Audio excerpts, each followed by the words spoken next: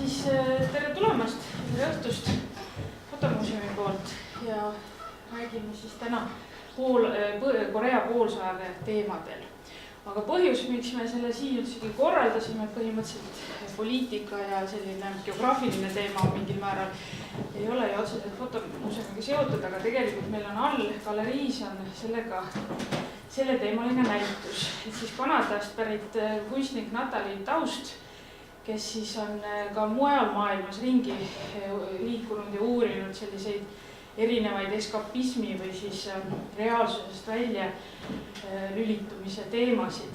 Et kui ütleme Šveitsis ja Brasiilias on ta uurinud üksikisiku reaalsusest nii-öelda väljalülitamist, siis Põhja-Korea puhul ta siis uuris, et kuidas siis terve ühiskond või riik nii-öelda elab sellist uneluse või miraažitaolist elu.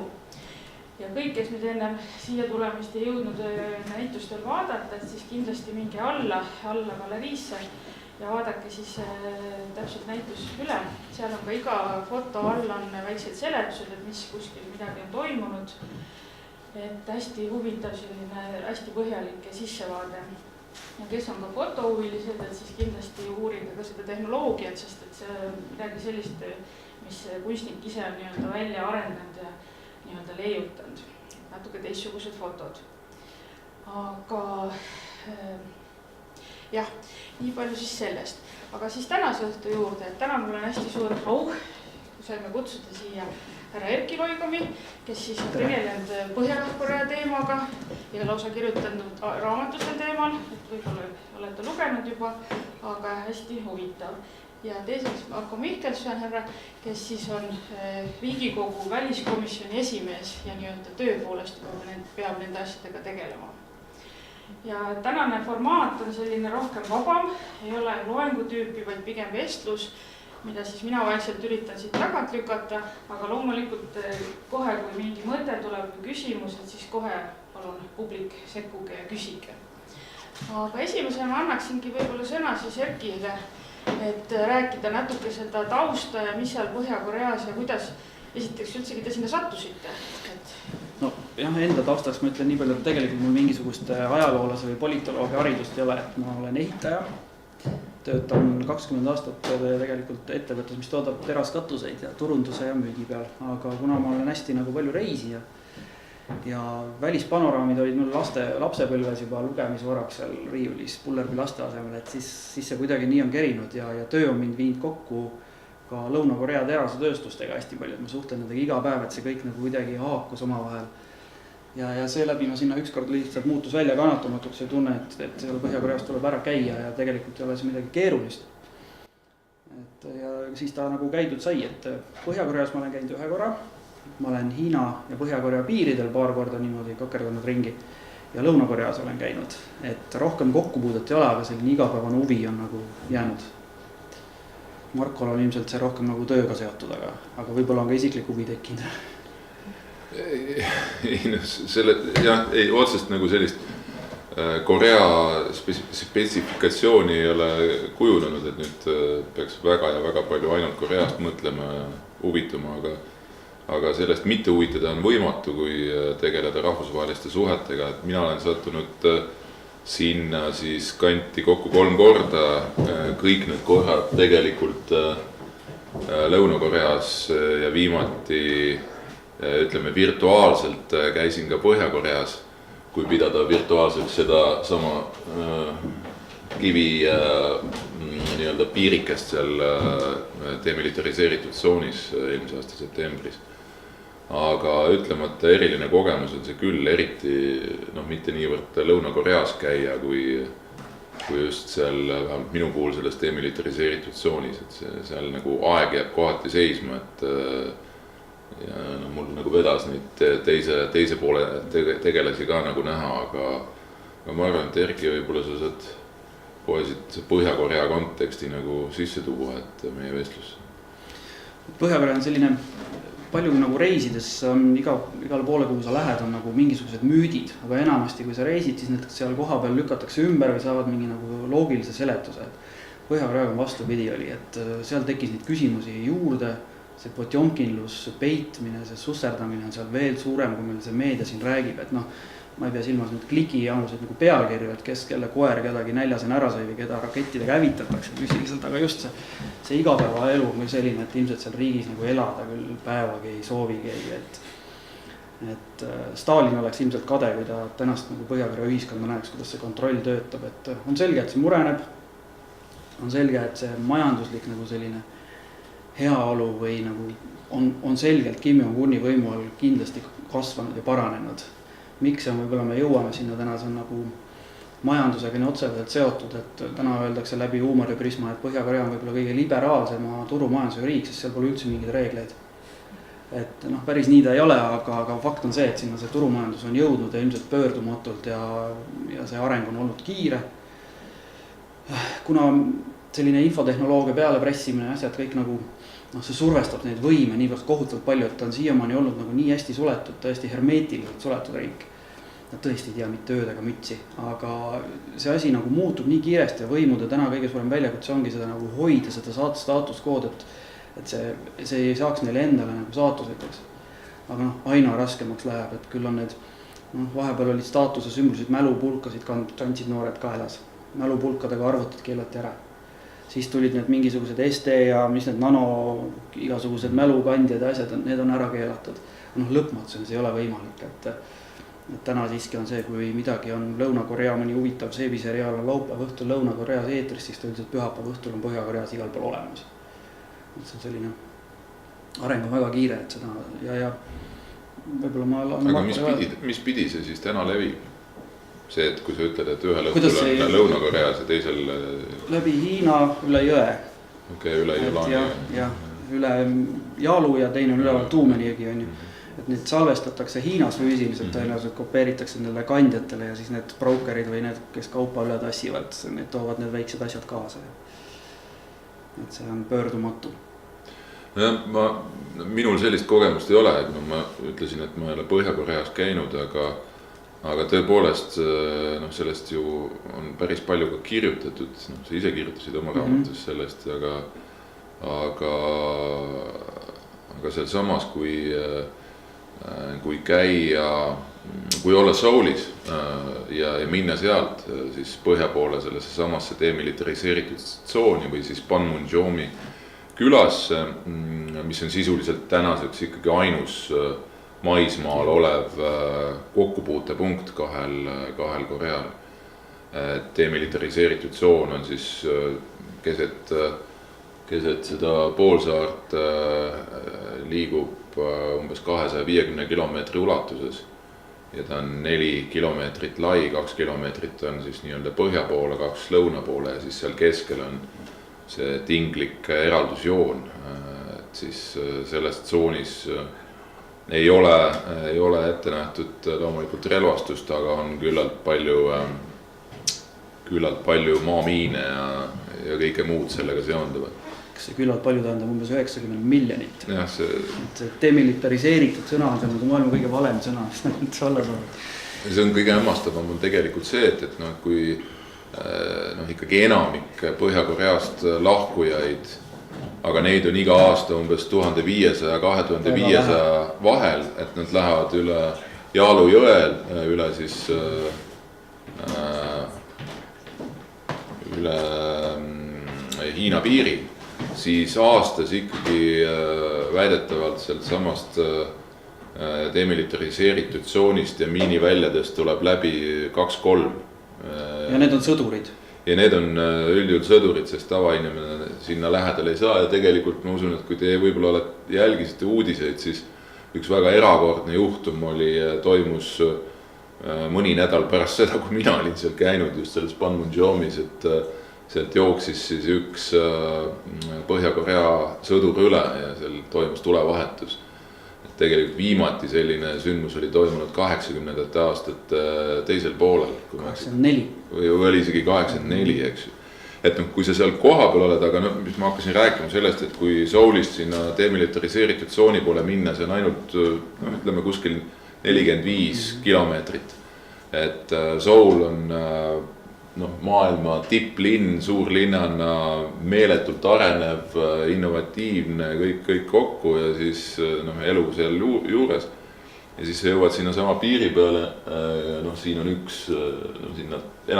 väga palju on sellest Panmunjomist on ka mõlema peale pilte. See ongi nüüd see demilitariseeritud tsoon täiesti, kus siis nagu mitte midagi vahel ei ole, et on miiniväljad ja kus on väga hästi siis igasugused loomad ja lindude populatsioonid taastunud, näiteks tühi maa täiesti vahel, et taamal on põhi juba. Jah, et sattudes sinna, siis tõesti see tundub täiesti sellise, täiesti uskumatuna, et sul sellisest suurest maailma linnast vaevalt 45 kilomeetri kaugusel on totaalselt teine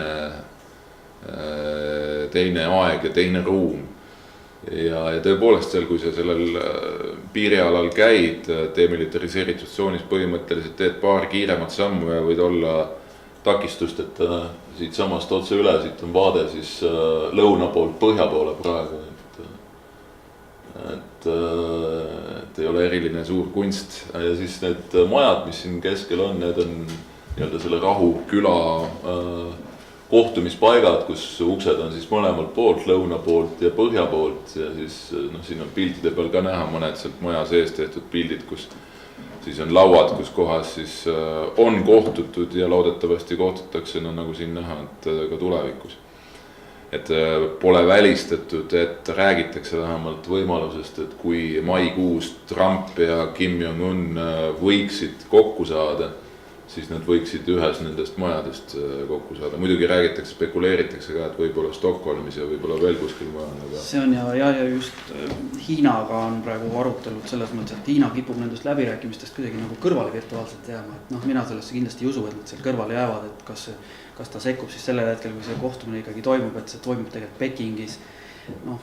Lõuna-Korea luurejuht või mingisugune nõunik kohtus päris Xi Jinpingiga, see on täiesti nagu tasemete vahe, et ilmselgelt midagi toimub, kui Hiina nagu president või esimees võtab vastu sellise nagu luure mingisugune nõuniku, et vaevalt see Hiina seal kõrvale jääb, et kas ta nüüd Panmunjomis toimub või toimub Pekingis või tuleb kuni kolmas maa sinna mängu Indoneesia, Malaisia, Rootsi, see kõlab küll ulme, siis ma lendan kohale. Aga eks näis, väga palju on toimumas praegu, jah. Jah, siin on ka meedias on lugeda, et eelmise nädala lõpus oli Põhja-Korea välisminister oli Stockholmis, 3 päeva pides seal kohtumisi ja siis nüüd selle nädala sees oli ka üks kohtumiste seeria Helsingis. Tegelikult on olemas selline formaat juba, mis mõnda aega tagasi loodi 2011. aastal, kui ma eksi, kus on siis Ameerika Ühendriigid, Lõuna-Korea ja Põhja-Korea ja peaasjalikult, ja see kohtumine oli nüüd Helsingis, et kus peaasjalikult on räägitud siis sellest, et selline kõige kriitilisem kokkupuutepunkt 2 riigi vahel ei ole mitte selles demilitariseeritud tsoonis. Seal tegelikult juhtub väga vähe, kui üldse, lihtsalt sõjalise konteksti pealt, aga kõige ohtlikum kokkupuutepunkt on läänerannik ja siis merepiir, mida tegelikkuses ei eksisteeri. Vaidlusalune, jah. Vaidlusalune nii-öelda mere või selline piirijoon kui selline ja seal on toimunud ka siin alles hilistel aastatel. 2010 sügis. Jah, kui Põhja-Korea lasi ühe laeva põhja ja laeva ja siis pommitas saari, kus siis esimesed tsiviilohvrid peale Korea sõda, et see leidsid aset, et pange see tänasesse konteksti selliste pingete ajal, kui samasugused asjad toimuks täna, et mida see nagu tähendab, et kas suudetakse neid relvi siis nagu vaikimas hoida või see relvaprogramm võib-olla väga palju keskendusele, et mina ei ole sellele päris pihta saanud, et millest see selline nagu hüsteeria nagu ameeriklaste poolt lahti on läinud, et see ei ole tuumarelv, see ei ole see küsimus, et kas see on nüüd režiimi vahetus või neil oleks nagu selle relvastuse pärast oma liitlaste pärast mure, siis võiks nende Põhja-Korea nagu suurtükkide pärast rohkem muretseda. Et neid põhjas näidatakse, et demilitariseeritud tsoonis pildistada ei lubatud, aga uhkelt näidatakse neid torusid. Need ei ole, ma relvastusest palju ei jaga, aga need ei ole niisama nagu mingid haubitsad, et need on ikka sellised korraliku pika toruga riistapuud, mis asuvad umbes sellise 300 meetrise nagu distantsi järel, siis 250 kilomeetrit. Kui me ütleme, et isegi võib-olla veerand nendest ei tööta roostes, siis ülejäänud 3 veerand on nagu on esimese tunni ajaga saab Soul ikka sellise litaka, et mis toob kaasa sadu tuhandeid nagu hukkunud, et siin ei ole tuumarelva üldse vaja, et see minu arvamus on küll, et see tuumarelv on neil päriselt siiralt ongi kaitseotstarbeline, et oma režiimi nagu üldse salvestada või hoida, et ründama Põhja-Korea kedagi sellega tõesti kunagi ei hakka, et kui mina viimati käisin seal, oli september, eelmise aasta september, siis oli just toimunud järjekordne tuumakatsetus, oligi viimane, mis siiani on toimunud. Ja tõesti meedia pealkirjad olid sellised igal pool, kaasa arvatud ka meil, et no kohe läheb sõjaks ja et hirmus lugu, eks ju. Ja noh, eks ka sellise teadmisega, kuigi ma olin väga skeptiline sellistesse uudiste suhtes, aga ikkagi lähed nagu Lõuna-Koreas siis esimesel õhtul Souli tänavale, vaatad, et mis näoga siis inimesed seal vastu tulevad ja äkki ostavad soola või ma ei tea, mida kokku juba. Joodi. Ei, jah, just täpselt, pidu käis, kõigil oli täiesti nagu justkui ükskõik sellest, et homme võiks sõda alata, aga nemad on elanud 70 aastat. Umbes ala selliste uudiste ja sellise pinge kontekstis ja noh, teine asi on see, et nii-öelda tegelikkuses, kui me kohtusime USA siis väejuhatuse ülemaga ja nende luure ütleme osakonna tegelastega, ehk siis nagu teada on, eks ju, Lõuna-Korea armee juhul kui peaks puhkema sõda, läheb kohe otse alluvus, Ühendriikide otse alluvus tegelikult, nii et kõige kõrgem sõjaline juht seal poolsaarel või lõunaosas on siis Ameerika Ühendriikide 4-tähine kindral. Ja nende analüüs oli küll selline, et ühest küljest tuumarelv kui selline, täiesti nõus, on ainult Kim Jong-uni nii-öelda isiklik kindlustuspoliis, et millega ta siis kaitseb enda tulevikku. Ta on 35 kuskil sellest. Ja keegi täpselt, aga 34-35. Umbes sinna kanti ja siis USA luureametnike selline hinnang, arvestades tema geneetilist nii-öelda taustsüsteemi, oli see, et ta võiks elada umbes sinna 65-70 kanti, kui midagi vahele ei tule. Ja selleks, et seda 40 aastast perioodi, tulevikuperioodi tagada, peab olema nii-öelda tagataskus natuke rohkem kui lihtsalt kurikas, mida ta on kasutanud oma lähedaste mahalöömiseks. Aga just, et selline, et kui temaga läbi rääkida, siis või et tal on selline läbirääkimiste positsioon, mis on jõupositsioon ka kõige suurema ja võimsama riigi nagu Ameerika Ühendriigid suhtes või ka Hiina suhtes. Aga teisest küljest Põhja-Koreal on küll relvastus selline, osaliselt on modernne muidugi, mida me oleme näinud siin raketikatsetuste puhul, aga samas on neil seda vana kola on meeletus koguses. Et kõik muu tavarelvastus on ikkagi aegunud, aga teda on lihtsalt nii palju, et palju seal piirialal on mõlemal pool kokku on umbes 2 miljonit relvis meest. Midagi sellist. Ja lihtsalt eeldada, et on võimalik mingisuguse ennetava löögiga neid nagu minema pühkida, et ei ole võimalik. Ja ameeriklased ütlesid veel selle, et Põhja-Korea on üks parimaid kaevurite riike.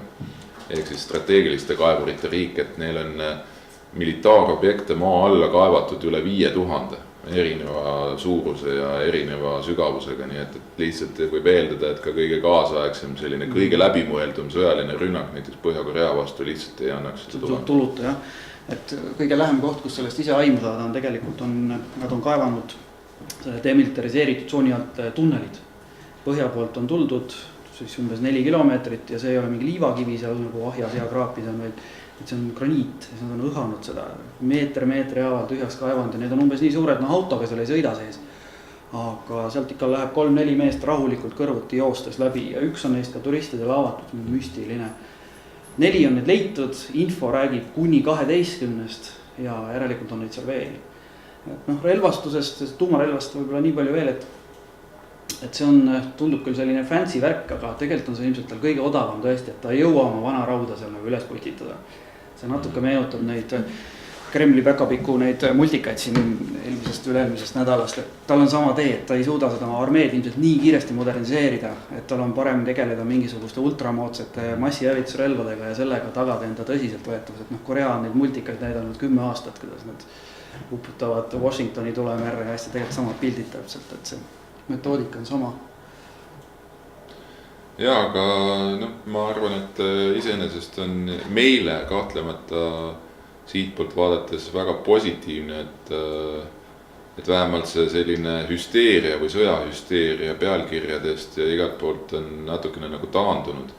Ja et toimuvad tõesti läbirääkimised, eks need olümpiamängud natukene lõid ka sellise kas kunstliku või hea eelduse, et sellist sula mõlemalt poolt nagu praegu näha on, iseasi muidugi kuhu see kõik viib ja mis tegelikult Kim Jong-uni nagu peas on, et miks ta seda teeb, et mõneti ootamatu on, et nii kaugele on need arengud läinud, nii et aga samas kindlasti parem kui see sõjahüsteeria.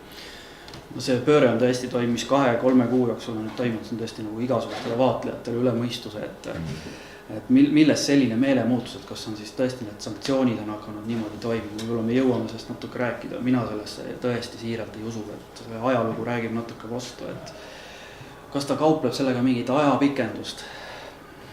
Ei oska keegi nagu, me ei näe Kim Jong-uni pähe mitte keegi ja selles mõttes on Põhja-Korea vaatleja hästi põnev või lihtne olla, et sa võid igasugust jamasust välja jääda, et nagu keegi ei suuda seda nagu tõestada või et nii oli või nii on. Aga kõik see läbirääkimiste ajalugu, nüüd on tase on kõrgem, selgelt räägitakse riigipeade tasemel, aga varasemalt see läbirääkimiste ajalugu Põhja-Korea, Lõuna-Korea erinevate formaatidega, see on nagu nii pikk. Ja küll on seal olnud lühike või lühemaid ja pikemaid perioode, on peetud 2-6 aastat erinevaid asju.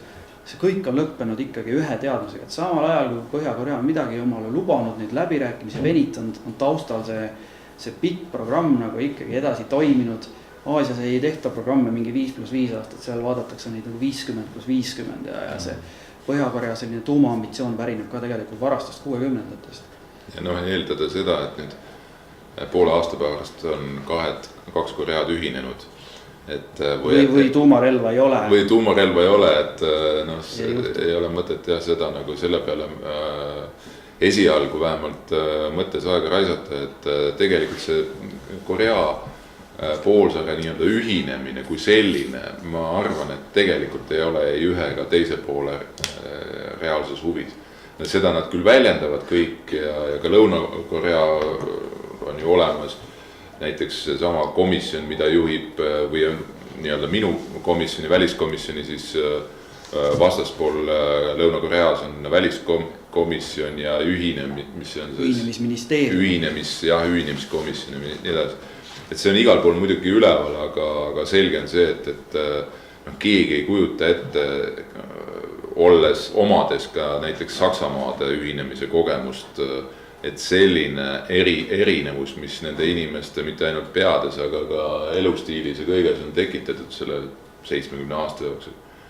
Et see on, kui siis see saab olema hästi pikaajaline protsess ja ilmselt mitte väga valutamine. Kui see nagu kellegi huvides seal üldse seal kogu regioonis on, siis on see Põhja-Korealaste nagu lihtrahva huvides. Nemad tõenäoliselt ootavad seda ainsana tõeliselt. Nemad võidaksid kõige Nemad võidaksid jah, aga ei huvita see Põhja-Korea eliiti, sest ilmselt nad lähevad lihtsalt seina äärde või mingi piltlikult öeldes, kui see toimub. Lõuna-Korea ei ole nõus, Lõuna-Koreas on see majandus nagu nii A ja O, et kui muu maailm jõuludeks tahab nagu seda, et lähedastel läheb hästi, siis Lõuna-Korea on aastaid olnud see riik, kes nagu soovib nagu ägedamat majanduskasvu üksteisele inimeste tasandil. Kuigi ma vaatasin, väga huvitav oli täna oli just, et mõtlesin, mis siin viimast Korea puhul nagu uudised on, et Lõuna-Korea puhul on nüüd selline asi, et inimesed töötavad ennast surnuks, eks ju, et lihtsalt see on ebareaalne, seal on nagu 68 tundi nädalas tehakse tööd. 68 tundi, nüüd on nagu valitsus on hakanud nagu piirama, et öelnud, et võiks minna alla 52 tunni peale, et mõjuks tervisele hästi ja siis on näiteks avalikus sektoris on ka, et kell 8 õhtul tõmmatakse energia nii maha, et arvutid enam tööd teha ei saaks või arvutitega tööd teha ei saaks. Souli kesklinnas sõidad kell 11 õhtul, kõik kontorid põlevad. Neil on siuke nagu kirjutamata komme, et kui ülemus istub laua taga, siis keegi ei tõuse. ja ülemus istub sealgi kaua enam, et nad ei saa lahti sellest.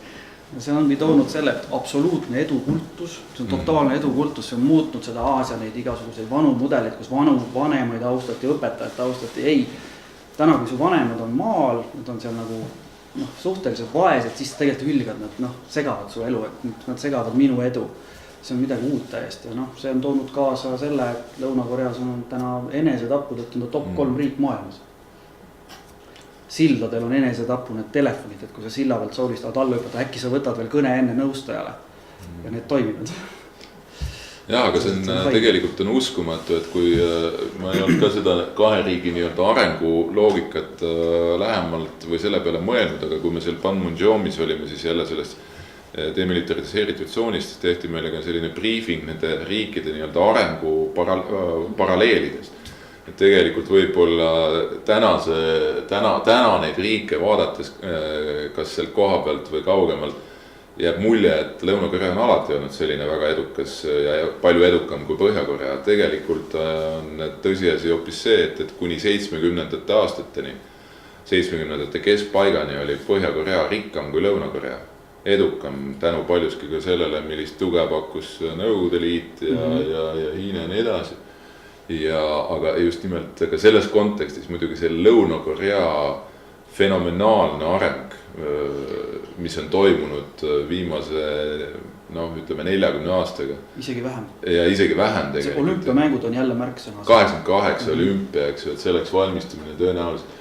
Aga muidugi ka ilmselt selle hinnaga, et inimesed on stressis ja nii edasi. Jaa, see on nii pöörane see majanduskasv, aga ja veel kord siis, et olümpiamängud olid ka selle maa avanemise nagu olulisuseks, et kui 79 vist pakuti Soulile või nad võitsid, siis tol hetkel oli viimast aastat elus ja võimul diktaator Park ja tema võttis sellest kohe kinni, näes sellest sellist mainekujundusprojekte, aga siis hakkas nagu tõsiasi, tema küll lasti maha ja siis hakkas selguma tõsiasi, et selle jaoks tuleb nagu riiki avada ka, et ei saa nagu inimesi vangistada poliitilised põhjustel. 70-ndateni vangistati Lõuna-Koreas ka poliitilistel põhjustel inimesi rohkem kui Põhjas. Ja see viis lõpus siis selleni, et tänu olümpiamängudele veel 87 Samarants ütles põhimõtteliselt Lõuna-Korea viimasele siis diktaatoriks loodud mehele otse näkku, et kui sa nagu olukorda ei paranda tänavatel, ei lõpeta seda vangistamist, need olümpiamängud jäävad ära lihtsalt. Ja siis loetakse 87. aastat seda hetke, kui siis Lõuna-Korea hakkas demokraatiaks. Ja see on neil hästi välja tulnud. See on jah, ja tegelikult kui praegu käia Soulis ja eriti Souli ja nendes siis Souli äärrejoonides, siis mina ei ole kusagil mujal maailmas näinud sellist ehitustandrit. Et see on uskumatu, et seal sõitsime ühte sõjatööstusettevõttesse ja sisuliselt me sõitsid läbi nagu terve mikrorajooni, mida korraga ehitatakse. Mingile, ma ei tea, paarile miljonine inimesele. Kraananokad lähevad kokku, jah. Ja, et see on meeletu ja siis mõtled, et väikene peegeldus nagu Eesti konteksti, et meie oleme ka siin mõelnud, et me oleme siin Venemaale lähedal ja need pinged on üleval ja ei tea, kas see läbi, et Venemaa on selline, nagu ta on, annab meil edeneda ja areneda. Et kui me mõtleme selle peale, millistes tingimustes on Lõuna-Korea, millise sõda ei ole ju seal sisuliselt lõppenud, eks ju või rahulepet pole. Tegemist on ju ainult vaherahuga, et sellistes tingimustes on ehitatud ikkagi tänase seisuga maailma kõige innovatiivsem riik. Võib-olla pöörame põhja ka korra, et ma korra mainisin, et seal on see majanduslik nagu heaolu on tõesti paranenud, et milles see nagu see nii-öelda see turumajandus seal seisneb, et kui me mäletame, siis neil oli kohutav näljad 90ndate teise poolel, mis siis nagu 1 miljon kuni 3 erinevatel hinnangutele, et kas otse või tüsistustesse suri. Mis sest nagu kasu oli see, et kodanikud said aru, et riigis pole mitte mingit abi. Ja riik sai aru sellest, et nemad ei suuda ka midagi teha ja andsid nagu inimestel käed vabaks, jääge ise ellu kuidagi. Aga see õpetas inimestele seda nagu ise hakkama saamist, päris ise hakkama saamist. Ja see on olnud nagu pidurdamatu, ja sellest tekkisid turud, füüsilised turuplatsid, kus inimesed hakkasid naturaalselt kaupa vahetama. Peale näljahäda tekkisid sinna, näljahäda viimastel aastatel tekkisid turgudele banaanid, mandariinid, apelsinid, näib pildi pealtki, aga need tol hetkel tekkisid. Ja tänane see mudel toimub siis niimoodi, et kuna riik ei suuda ise neid majandusharusid ja seisma jäänud tehaseid nagu käitada, siis nad on andnud need sisuliselt oma lojalistide kätte. Nüüd lojalistidelt peadirektor saab $3 kuus palka ametlikult, aga ta otsib ise omale toorme, ta otsib ise omale, kuidas ta see realiseerib, hoiab seda tööhõiveid käigus ja täna me võime jalutada Lõuna-Koreast või Põhja-Koreast täiesti moodsa sisseseadega nagu tootmisüksustes, mis tekitab küsimuse nagu nende sanktsioonide toimimises ka päris ohtralt, et kuidas see võimalik. Aga nii see mudel toimub, et see on tegelikult ja nad peavad maksma lihtsalt selle tehase toimimisest saadavaks kasumist mingisuguse obroki siis töölisparteile või võimudele ja see asi selles mõttes toimib, aga ta toimib nii kaua ka, et kui liiga ahneks minna või millegi vastu eksida, siis sul on nagu lips läbi selle tehase juhtimisega. Aga näiteks, kui võtame selle pealt, et need inimesed, kes põgenevad Põhja-Koreast üle Jaalu jõe sinna Hiina ja siis läbi Kagu-Aasia, Tai tagasi Lõuna-Koreasse, siis tegelikult nemad ütlevad nii, et raha eest saab Põhja-Koreas kõike. Aga raha peab siis olema, et näiteks üks selline reis või põgenemine üle Hiina piiri siis Lõuna-Koreasse maksab praegu umbes $14,000 ühele inimesele. Et kõige kallim selles ahelas on siis see jõe ületus või piirijõe ületus. Aga kui raha on, siis korruptsioon seal ikkagi on täiesti kenasti olemas. Korruptsioon on kenasti olemas, et see on selle riigi põhimõtteliselt selline toimimise alustala, et selle eest saab absoluutselt kõike täna, selle eest saab ka sõjaväest ennast välja osta. Selle eest saab töökohti, selle eest saab üldse kooli, et kui vanasti oli see nagu totaalne kastiühiskond, et see, kes oli su vanaisa määras sinu lapselaste nagu tulevikku ja minevikku ja olevikku, siis täna seda ammu enam ei ole seda, et kui sul on raha, siis sul on uksed lahti, et aga ma arvan, et korraks tagasi tulles nende läbirääkimiste juurde, siis mul on tunne, et kuigi Hiina, nagu sa ütlesid, tundub olevat nagu kuidagi kõrvale jäetud, siis ma arvan, et nende mõju võib-olla, nende mitte sanktsioonide kontekstis, aga just Põhja-Korea ohjeldamiseks, võib-olla ei ole sugugi väike olnud siin viimase poole aastase, mida me ei ole lihtsalt näinud. Absoluutselt nõus, et seekord on tegelikult isegi näha, et Hiina tegelikult ka on tagajalgadele aetud, neid on häirinud see Kim Jong-uni nagu põrkamine selles mõttes, et ta tõesti ei kuula neid enam. Ja see on tekitanud olukorra, kus seekord Hiina tõesti nagu keskendub nendele sanktsioonidesse. Mul on küll perversne huvi alati kirjutada neid üles, kuidas nad neid ka rikuvad, et tegelikult rikuvad neid päris piisavalt, et ikkagi oma nagu majandust mitte põletada, et piiriäärne, Põhja-Korea, Hiina piiriäärne, seal on Hiina on ehitanud välja kogu selle Põhja-Koreas sees oleva kaevanduste infra, see on $100 miljonit on siin investeeritud, et saada kätte maavarad, mis Hiinas asuvad kilomeetrite sügavusel, asuvad looduslikult lihtsalt niimoodi, et sa lükkad Põhja-Korea pinna peal, lükkad buldooseriga maa peal kokku neid. Need on antud 100 aastaks hiinlastele rendile, nad ei saa täna neid käitada niimoodi ilusti ametlikult, et midagi sealt läbi erimajandustsoonid ja kuriilide tuuakse ümberlaadimise teil venelaste abiga välja, aga see on ikkagi nagu piisk merre, et Hiina karistab praegu Põhja-Koread korralikult. Muidu on nad susserdanud kogu aeg. Ja no loomulikult, ega Hiina ei taha ka ju näha, et näiteks kas Ühendriikide mõjuvõim või ka siis tõesti küll täiesti utoopiline, aga ikkagi ei saa ju välistada teoreetiliselt on vähemalt see võimalus olemas, Koreade ühinemine. Et see kindlasti ei ole ka jällegi Hiina huvides, et nende jaoks see status quo hoidmine selliselt on kõige parem. Jah, Hiina on natuke nagu selline Venemaa käitumise mõttes sellega, et talle meeldib enda ümber mingisuguseid natuke nõrgemaid puhvreid hoida. Hiina puhul on need siis iga Kambodžad ja Laosed ja sama Põhja-Korea. Võib-olla neil sobiks isegi see ühinenud Korea, kui see oleks nagu Hiina kontrolli all niimoodi majanduslikult ja nad on sõltuvad sellest, aga seda ei juhtu on ju. Aga tulles tagasi korraks veel need põgenemiste juurde, et ütleme nii, et kui mina küsisin nende Ühendriikide luure töötajate käest seal Soulis, et kus teie põhiline agendi informatsioon tuleb, et üks on see vaatad ülevalt, eks ju, kuulad pealt ja kasutad muid tehnoloogilisi võimalusi luureks, aga põhilised andmed tulevad ikkagi ülejooksikutelt. Kas need, kes on siis näiteks saatkondadesse üle hüpanud, alles siin eelmine aasta Londoni saatkonni number 2 vist, kui ma ei eksi, tuli üle. Ja aga nende põgenike juurde nii palju, et põgenevad ju enamalt jaolt naised. Umbes kõigist põgenikest minu teada 70% on naised, et põhjus on väga lihtne. Et nende põgenemist ei panda tähele, sest naised tegelikult ei ole väga esil, et nad on kuskil seal kodus ja Nemad haldavad jah Koreas nagu majapidamist. Teine muidugi ka ikkagi, miks need naiste osakaal on suurem, on see inimkaubandus ikkagi ka, et neid müüakse Hiinas ju Hiina talumeestele naisteks ja seksiorjadeks, et see, aga põgenike profiil on väga palju muutumises, et kui varasemalt oli see tõesti vaesemate inimeste teema, siis täna jookseb üle mitte veel eliiti, aga sellist korralikku keskklassi juba, kellel on mingisugused tuli on takus juba või seljas, et ja need samad üksikud diplomaadid täna, kes väga palju küll rääkida, see Londoni vend räägib uskumatult palju, et muidu nad kaovad ära ja ilmselt Lõuna-Korea luure töötleb neid, aga nad avalikkuselt üldiselt ei jõua. Ja, aga nad, mis nendega juhtub, väga suur osa nendest tegelikult hakkab nii-öelda maakleriteks.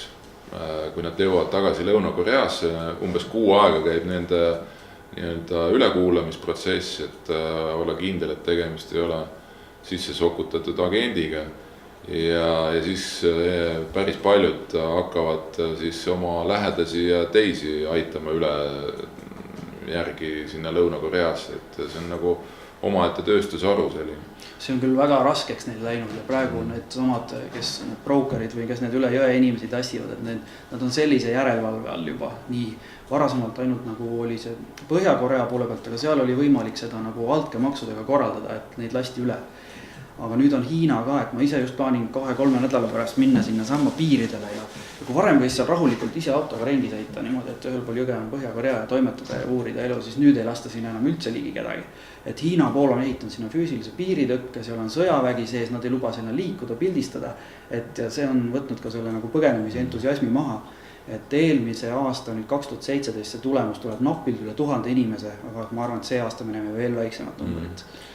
2011-12 oli veel see jooksis seal 2500 ringis. See oli lagi. Ja nüüd on see küllalt järsult on kukkunud. Aga no ilmselt jah, ma olen nõus, et Hiina on siin pisut isegi rohkem nähtavasti põhjuseks kui Põhja-Korea. Sellel teemal küll jah. Ja aga mis on veel nagu huvitav, mida see põgenikega tuleks mainida, et ega nad lõunasse sattudes ka nagu roosamanna seal ees ei oota. Et esiteks võtavad lõunakorealased neid nagu teise sordi inimestena. Nende tööhõive on oluliselt väiksem, sissetulekud on väiksemad ja uuringud näitavad, et 25% neist sooviksid tagasi minna. Üksikud on seda teinud, 26 inimest eelmise aasta seisuga ja 800 on kuhugi ära kadunud. Üle siis lõuna ei tea, kus nad on. Et nad on küll Hiina reisinud, aga rohkem nad on kaduma läinud. Aga noh, see on päris masendav jah, et nad ei sulanda sinna. Et üks on see majandus, nad ei ole harjunud sellise kapitalismi, siis ma arvan, et isegi meil on võib-olla tõrtsu raske Lõuna-Koreas esialgu ellu, et see surve on kohutavad. Ma lõunakorealastega pean iga kord töötama ja kui nad helistavad reede õhtul kell 7 mulle imestavad, et ei saagi tööasju ajada, et sa oled saunas või. Et see on nende jaoks täitsa kosmos. Mina kohtusin ühe Põhja-Koreast põgenenuga, ka tema töötab, noh see on nagu lood on erinevad, eks ju, et tema töötab Lõuna-Korea parlamendis, noor tütarlaps, noh. Ju siis tema elu on natukene teistmoodi jooksnud, et ta on sulandunud päris hästi vähemalt enda jutude järgi. Aga noh, kui need maailmad on ikka niivõrd erinevad, siis see võtab aega. Ja siin praegu ei negatiivne kõlama, et 75% on siiski rahul oma eluga, et nad ei vahetaks seda millega vastavalt. Aga äkki on küsimusi tekkinud? Mul on natuke tagasi vaatava küsimus, et jutu algusesse, et see muutus nendel läbirääkimistel, et kas see on siis ainult see olümpiamängud või on seal veel taga mingi faktorid, mis on toimunud viimasel ajal? Noh, niimoodi avaliku meediasse ilmus see tõesti 1. jaanuar, kui Kim Jong-un ütles, et nüüd on meie tuleme olümpiale ja kõik on hästi ja sellele vastati põhimõtteliselt vähem kui 24 tunniga lõuna poolt, et noh, ei saa olla nii, et see väga spontaanne on. Et natukene on tilkunud välja infot ka eelmise aasta sügisest, kui põhjakorealased on Pekingis käinud, lõunakorealased on Pekingis käinud, rahvusvahelise olümpiakomitee seltskond on pidevalt Pyongyangi vahet sõitnud masseerimas neid seal käinud, et tulge olümpia, ju see diplomaatika käis varem, aga ma arvan, Marko oskab siin äkki midagi rohkemat öelda.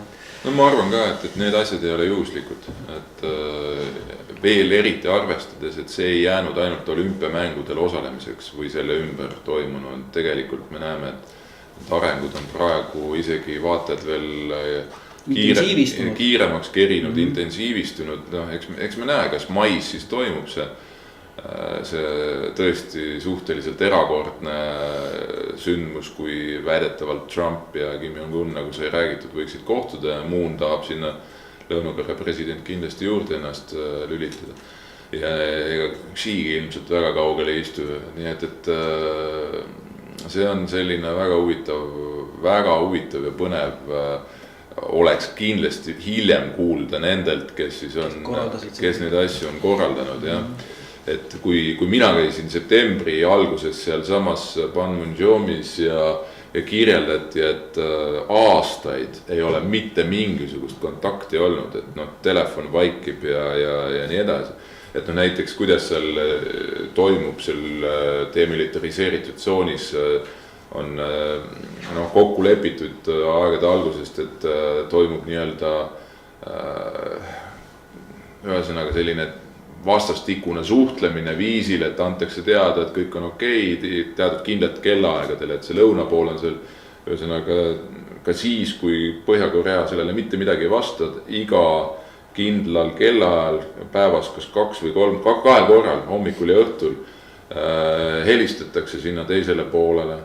Ja nii-öelda jäetakse sõnum, et kõik on meie poolt korras, et viimane kord Põhja-Korea võttis toru siis mingi 5 aastat tagasi või 4 aastat tagasi.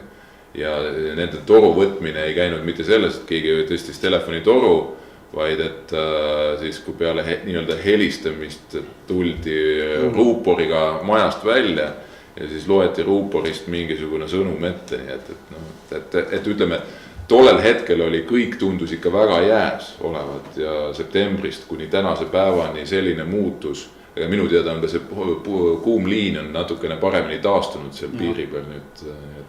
See on kummaline, et telefoni füüsid, ma olen mõlemat isegi näinud, et asuvad seal samas kahes majas, telefonide vahe on 50 meetrit. Aga 5 aastat nad omavahel ei tõstnud, üks pool lõuna kogu aeg on proovinud iga päev, 2 korda. Ei midagi. Aga võib-olla on ka see Donald, jumal teab, eks ju, et Trump on ka oma raketimehe retoorikaga siin põnevalt nagu mängus, eks ju, et me ei tea muidugi, mul ei ole vähemalt sellist informatsiooni, kui palju Ühendriikide diplomaatia, milliseid nii-öelda ilunumbreid on nad vahepeal näidanud. Aga arvestades, milline segadus Valges Majas toimub, siis mina pakuksin võib-olla isegi rohkem, et ma võin eksida, aga mul on tunne, et Hiina mõju seal on võib-olla isegi suurem kui Ühendriikide. Ja ma olen ka sellega päri, et milles selline muutus võiks tulla, et eks Kim Jong-il, eelmine liider, on juba öelnud, et senikaua kuni Ameerika meid nagu tõsiselt ei võtta, ei ole me mitte keegi. Nüüd nagu enam tõsisemalt ei ole võimalik lihtsalt asja võtta, et kui nagu diktaator teeb ettepaneku Ameerika presidendile, Ameerika president ütleb hurraa, teeme ära, et siis see on tema jaoks ikka selline diplomaatia võit, ta on tõsiselt võetud ja kuna tal on valmis ka mingisugune ports nagu relvasid, mida ta julges öelda, et nii, nüüd meil on üks vaheetapp läbitud, siis tal ongi midagi täna lauale panna ja pöördeline on olnud see muutus sellesse, vanasti irvitati Põhja-Korea relvadele, need enamus läksid ju aia taha, need katsetused. Selles valdkonnas peavadki esimesed katsetust aia taha minema muide. Ja nüüd neile ei lähe need ja see muutus on toimunud selles mõttes, et neid ei võeta enam nagu mingisuguse naljanumbrina, vaid arvestataksegi, et neil ongi midagi olemas. Et see on ilmselt toonud ka selle nagu vaheetapi, et nüüd on läbirääkimiste aeg ja nii see läheb. Et mina usun, et see 2 Korea tippkohtumine, see toimub raudselt. Trumpi omaga näeme.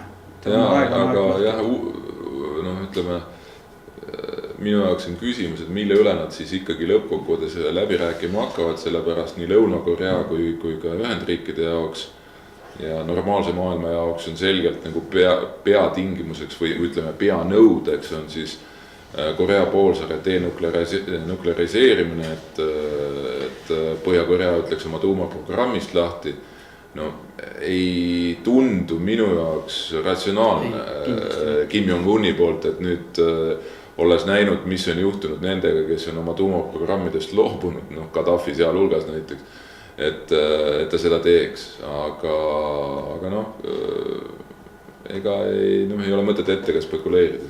Palju räägitakse seda, et Donald Trumpile, et ta võib seal täielikult nagu läbi kukkuda ja see katastroof. Ma arvan, et see suudetakse mõlemalt poolt lõpuks, ükskõik mis need tulemused on, suudetakse formuleerida kui võiduna või sellega, et ei saavutatud midagi ei muutunud. Ja tõepoolest tuumarelvade loobumisel seal kindlasti juttu ei tule. Et mis mulle meeldib üks mõte, et võib-olla nad lõpetavad Korea sõja ära. Et see võiks olla selline sümboolne asi, mis tegeliku reaalpoliitikat midagi ei muuda. Aga on selline sümboolne, kust edasi minna ja äkki siis nii-öelda töösektsioonides toob siis nagu midagi. Põhimõtteliselt lepivad kokku nagu sellises normaalses moodus vivendis, eks ju, et arvestavad teineteisega ja lähevad edasi. Just. Ja see võib tuua isegi mingisuguse aastatesse mõõdetava sellise pinge lõdvenduseks, nad peavadki oma läbirääkimisi.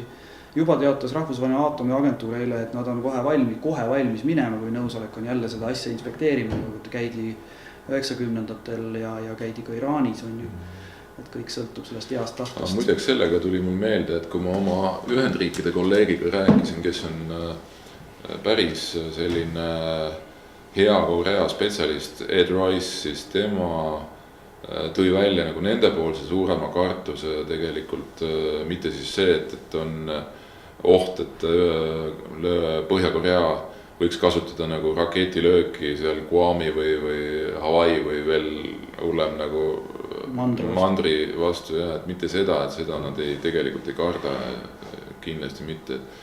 Aga just mida nad kardavad, et nende programmist, ükskõik siis kas keemiarelvade programm, aga me nägime, et Kim Jong-un kasutas ju VX keemiarelva ju oma poolvenna tapmiseks Malaisia lennujaamas Kuala Lumpuris või siis tõesti selliste nii-öelda komponentide, massihävitusrelvade komponentide levimisel näiteks terroristide kätte või me teame, et eks ju Põhja-Koreal on Süüriaga olnud aastaid selles vallas nagu kokkupuuteid, nii et see on põhiline, mida ameeriklased on kartnud, minu teada. Mis me Süüriast räägime, et 2016. aastal jäädi vahele laiesti nagu relvatarnetega Egiptusele ja kui meil on meeles, siis Donald Trump külmutas mingil hetkel järsku äkitselt Kairole $150 miljonit abi ja see on tagantjärgi tarkusena tulnud, et see on sellel samal põhjusel, et Egiptusel on Põhja-Korea juba 70-ndatest on relvateemaline koostöö väga levinud, et vahendada Nõukogude relvasid ja ehitada neid skuude ümber ja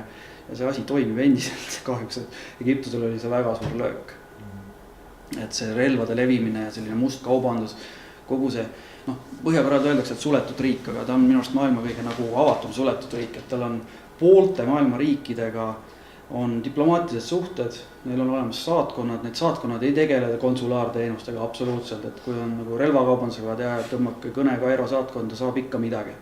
Et see on uskumatu, kuidas Aafrikas susserdatakse. Aga saatkonnad peavadki esindama riigi majandushuve, eks ju, millest me räägime, et lihtsalt vahepõikena, et Eestil on maailmas 4 riiki vist, kellega meil ei ole diplomaatilisi suhteid. Ja üks nendest on ka Põhja-Korea, et mina arvan, et tegelikult meil võiksid olla, võib-olla selle pingelõdvenduse käigus me need tippsuhted võiksime ka luua just nimelt selleks, et juhul kui näiteks meie kodanikega peaks midagi seal juhtuma nii edasi, alati on kasulik. Euroopa Liidus on 2 riiki, kellel ei ole tippsuhted, et on Eesti ja on siis Prantsusmaa. Aga Prantsusmaal olid need suhted, aga siis seal mingi kriisisituatsioonis, kui ma ei eksi. Prantsusmaal kadusid need suhted ära 70-ndatel juba, kui nad kuidagi toetasid Lõuna-Korea tuumaprogrammi ja siis kadus ka Põhjaga see suhtlus ära. Et siin hea, et sa ütlesid välja, et Euroopas on ainult 2 riiki, muidu ei siuke tunne, et me peame Põhja-Koreaga hakkama siin nagu midagi tegema, tundub väga kahtlane, aga enamik Euroopa Liidul on olemas need suhted siiski. Kellel ei ole või kellel ei ole selle aktiivset esindust, see suhtleb rootslaste kaudu, Rootsil on väga ammu esindus olemas ja see esindab nii ameeriklasi seal või. See on ka see põhjus, miks välisminister just nimelt Rootsis käis. Küsige veel. juttu on palju olnud. Ma küsiksin seda elu olulist argielu või? Argielu jah, et missugune see elu seal nendel välja näeb, et peale selle, et Lõuna-Koreas ennast nüüd surnuks töötatakse? Põhja-Koreas siis, kuidas elu välja näeb. Linnades on selline, noh, ma arvan, kõik võib-olla mäletavad kas või oma lapsepõlvest, milline oli Nõukogude Tallinnas siin elu 80-ndatel, et ei ole hullu midagi. Et sooja vett ei ole suvel nagu ikka oli ja selline poodisid seal selles mõttes ei ole, talongikaubandus on, kellel täna riiklik toidujagamissüsteem, mis on väga vireleb, aga turud on väga okeid, täiesti meie, ei absoluutselt jää Nõmme turu väljanägemisele alla midagi, kaupa liigub, linnades on elu okei. Et selge, et see selline nagu hirmu või see ühiskonna ülesehitus on selline, et sa pead ikkagi nagu kartma ja vaatama, mida sa ütled. No loomulikult see on absoluutselt teistsugune, aga selline olme on olemas. No maaelu on väga nukker, see on tõesti väga nukker. Et ei ole seal vett ega midagi, et majad on suhteliselt lagunenud. See, mida turist näeb, näidatakse, need on näidismajandid, kus tegelikult mitte kedagi tõesti ei ela ega tööta. Sinna tuuakse lihtsalt inimesed tööle, et see põld oleks roheline enam-vähem ja siis viiakse minema, kui neid ei ole vaja. Aga selline argielu on suhteliselt nukker, et aga 2012 tehti väga suur muudatus, mis muide Põhja-Vietnamis kunagi Vietnamite ühendamisel nälja kaotas. Nüüd on Põhja-Korea proovib sama asja, et nad lubavad toidu kasvatamist enda jaoks 1/3 Kosaagist võid enda, et see on väga suur samm. Et see on nagu nälja sisuliselt ka likvideerinud maalt. Aga noh, meditsiini põhimõtteliselt ei ole. Et see on väga õudne, et nad näitavad küll avavad oma haiglad ja asju, aga tõepoolest mina olen käinud seal sünnitushaiglas ja veel ühes haiglas, kus noh, seal ei olnud elektrit, seda ei ole siiamaani elektrit, kui sa vaatad neid reisikirju millegipärast, seal ei ole patsiente. Et on olemas üks haigla, mis neil tegelikult töötab, on eliidi või partei haigla, selline, see on moodne, aga muu selline meditsiin käib kõik, riik hoogustab maarohtude või ravimtaimede kasutamist ja siis arstid töötavad põhimõtteliselt, et too ise rohud, ma ütlen sulle, millist vaja. Ja küll tehakse ämbri söe eest operatsioone ja igasuguseid, noh, nukker.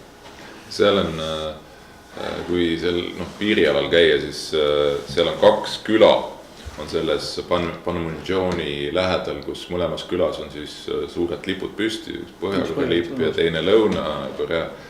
Ja kui Lõuna-Korea külas, mis on Rahuküla vist, kui ma eksi, oli vist selle nimi isegi. Et seal ikkagi reaalselt inimesed elavad ja põllumajanduse tegelevad ja üritavad seal miiniväljade keskel ellu jääda ja hakkama saada. Siis siin tegelikult kuskil on seesama see pilt seal või see lipp, see on Põhja-Korea küla on see. Ja see on täielik butafooria, seal ei ela keegi, et seal on ainult siis sõjavägi ilmselt sees. Siin samas see väidetavalt mingil hetkel pidi olema maailma kõige kõrgem lipumast. Lipp sageli seal üleval ei ole, sellepärast et ta ei pea vastu lihtsalt tuultele. Aga siis ka seal piirialal siis Lõuna-Korea omad räägivad, et vaatan, et Kaesong vist on sealt suhteliselt nähtav, eks ju, ta ei ole väga kauge. Et ka kõrghooned on ehitatud sellised, et mis igas meiesuguses normaalses kohas on ka liftiga ja kõigega, siis seal sellist asja eksisteerides. Pyongyangist näete alati ilupilte, nüüd on see kesklinn on väga ümber ehitatud, see tõesti tuled vilguvad ja seal on pilvelõhkuvad ja asjad, et see ehitati 2-3 aastaga ehitati meeletult ümber.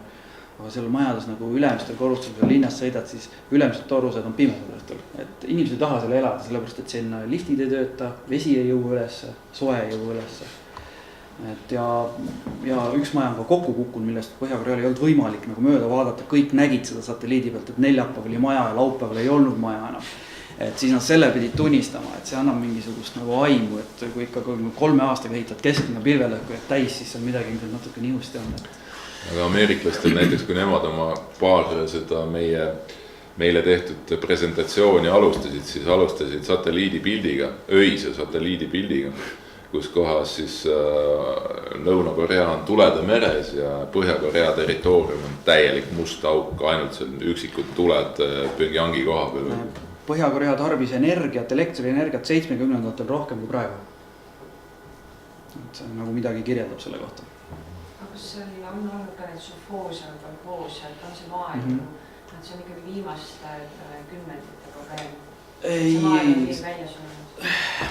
Ta suri välja siis, kui 70-ndatel Põhja-Korea ahmis kokku igasugust tehnoloogiat Jaapanist ja sotsblokkides sai omale päris moodsa nagu sisse seada. ja ühel hetkel hakkas nagu relvade programm ja muu elu hakkas nii palju neelama, et nad ei suutnud neid laene enam nagu teenindada, nad ei saanud varuosi osta, nad ei saanud osta väetisi. Ja seal on seda haritavat maad nii pagana vähe ja kliima on väga raske, et siis sellest ajast alates käis ta nagu hoobilt alla. Et kolhoosid olid kuni, mina käisin 2010, siis veel olid niimoodi, et oli nõutud, et ongi ainult ühismajandid, mis algavad niimoodi, et 30 inimest ja üle selle. Nüüd on toodud see alla, et nii-öelda ühismajandiks sobib juba ka 3 majapidamist, et nad ilmselgelt nagu võtavad, nad ei saa hakkama selle suurega. Tekkis siin vahepeal nonsens olukord, et lubatud on küll nagu põldu pidada, aga tööriistad on riigi omad, et nii edasi. Aga praegu tundub, et on üle saadud sellest ja tõesti põllud pidid olema rohelisemad, vähemalt selle 3% osas, mis nad omale saavad jätta.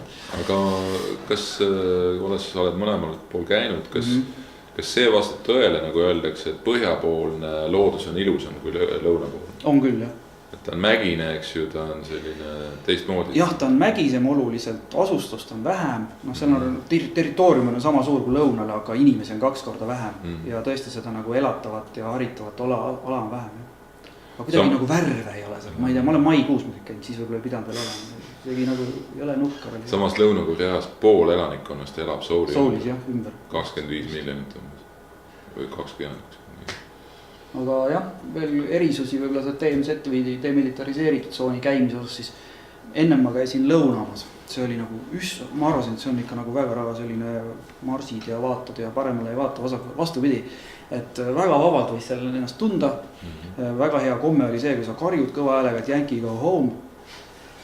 Ja siis, kui mõne aasta pärast käisin esimest korda seal lõuna pool, siis seal oli niimoodi, et paremale ei vaata ja vasakule ei vaata ja seda pilti ei tee ja seda ei tee ja tõsine kord oli majas niimoodi, et aga lõunas oli väga naljaks kuulata, kui sulle see giid lihtsalt ütleb, et vaata see maja seal Põhja-Korea poolel. See tegelikult on fassaad, siin ei ole fassaad, ma olen seal Peldikus käinud paar aastat tagasi, seal on toad ja kõik asjad, ei ole, siin on küll. See propaganda käib nagu mõlemalt poolt. See, et tegelikult lõuna poole ehitati selline uhke klaasmaja, ei ole siin piltide pealt väga näha. Ehitati selle päikesepaist poliitika aegu, sunshine policy aegu, siis kui oli lootust, et seal võiksid hakata pered kokku saama. Et see perede ühendamisprogrammi. Selle maja kohta öelda, et seal ei ole muutud fassaad. Aga jah, et tegelikult lõuna poolt, meil oli ametlik delegatsioon, aga sinna pääseda, see ülemäära keeruline ei ole, eks ju, et see on nii-öelda turismiprogrammi raames saab seda isegi teha. Paar päeva tuleb ette teatada lihtsalt siis. Aga jah, seal mõne koha peal öeldi küll, et lõuna poolt tulles, et sealt ei ole hea pilti teha, aga samas üks selline spordihuvilistele üks hea fakt, et tõenäoliselt maailma kõige ohtlikum golfiväljak on selle lõuna poolt tulles, enne kui sellesse demilitariseeritud tsooni siseneda, on seal sõjaväebaas ja siis ameeriklastel on sinna rajatud üks väike golfiväljak. Ja seal on nii, et seal on hea, kui ikkagi oskad otsa lüüa.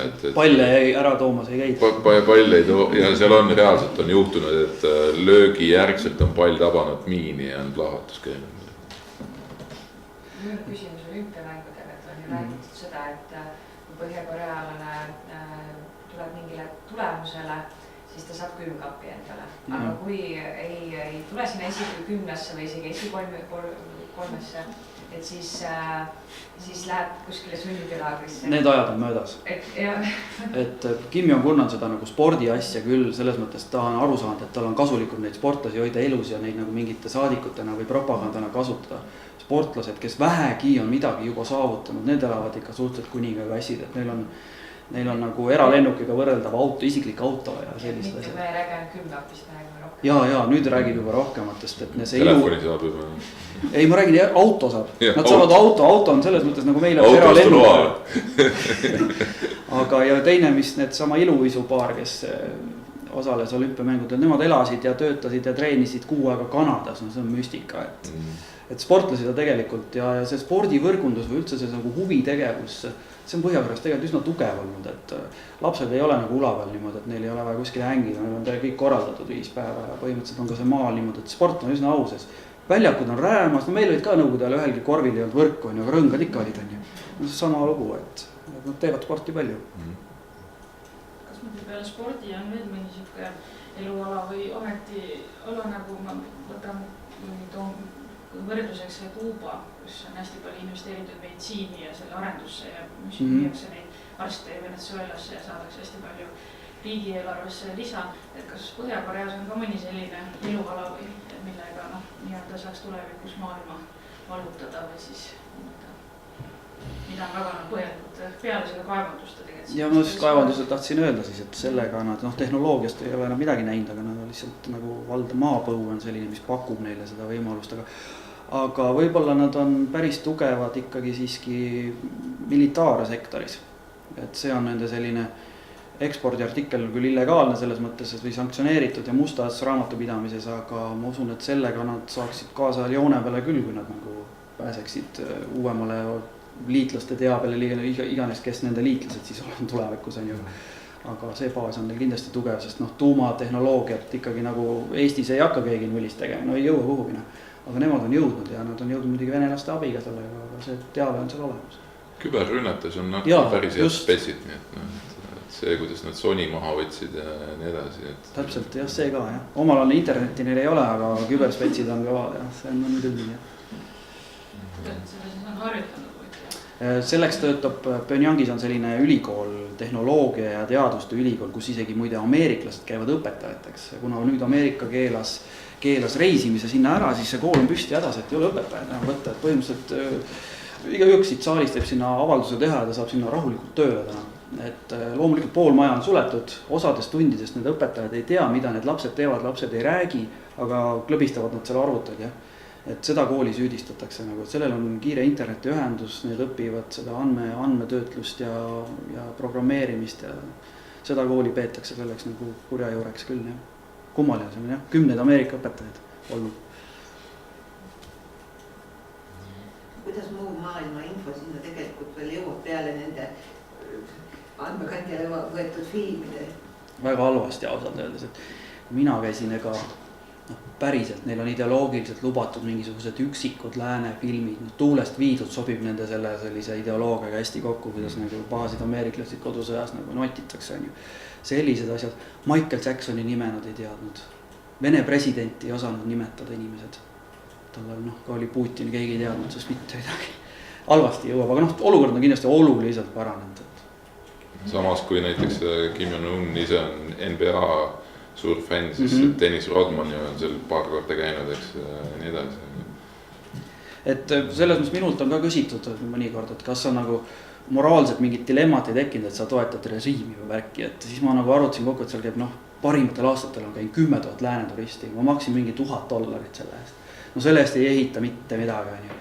Et neil on mingid kulud ka lõppude lõpuks, et pigem on see väärtus, kuigi mina sain seal suhelda ainult mingi loetud inimestega, kas hotellides, oma bussijuhtide, giididega, siis nemad on tõenäoliselt kõik nagu julgeolekus arvel, nad teevad seda tööd, aga kui sa nendega nagu päriselt suhtled, nad on ikka päris lihast lõust inimesed, et neil on omad probleemid, et kes joob palju, kes peksab naist, kes tahab lahutada, kõik need probleemid on täpselt samasugused. Aga nii kui nad nagu poliitikasse läheb, nii läheb plaat peale, kõik seavad rohkem rääkida, isegi nad võivad täitsa purjus olla, aga see poliitilise koht sai mitte midagi nüüd välja pressi, et no muidugi, ega see Kim Jong-un on ka näidanud, et kui ikkagi tekib teisiti mõtlemine, siis tema poolt teisiti mõtlemist pole, et kahuritoru ette ja no see kahuritorv on ka selline tõestamatu, et see on no ütleme jaa, aga põhimõtteliselt see, et ta on suutnud suhteliselt hästi oma ümbruse ära kohitseda, see on fakt, eks. Et seda infot liigub juba vähe, aga tegelikult ega seal nagu nii nuditud see asi kogu aeg olnud ei ole, et tegelikult üliõpilastega on olnud vastuakkusid ülikoolides, mis on jala pealt fataalselt lõpetatud loomulikult mitu korda. On üritatud Kim Jong-illi tappa pahvatustega, on tehastes puhkenud mässe sellised olmetasandilt, aga on kohe läinud poliitiliseks, need on kohe võetud maha. Ja neid vastuakke on ikka olnud 10 ja 10 ajal jooksul, aga seda kriitilist massi ei ole ja selle reageeritakse nagu nii koheselt, et veel mingit Korea kevadet oodata ilmselt ei ole. Ja minu selline nägemus on üldse, et et seda ühendamist niikuinii mina ei näe, et tuleks ja ma ei näe ka seda, et Põhja-Korea nagu mingi kollaps tekib, et võib-olla see Kimi režiim või tema perekond kuidagi ühel hetkel astutatud või võetakse maha või kõrvale, aga edasi ta tiksub ikkagi selliseks Laose või Birma-laadseks mingisuguseks hunta juhitavaks selliseks vaeseks lihtsalt riigiks, mis toimib, ta avaneb majanduslikult mingil määral, aga noh, Birma võib-olla on minu jaoks kõige nagu sarnasem. Siin on jälle mängus Hiina, et ega Hiina ei taha, et sealt üle jõe nii-öelda putkaksid kõik, kes veel ellu tahaksid. Just.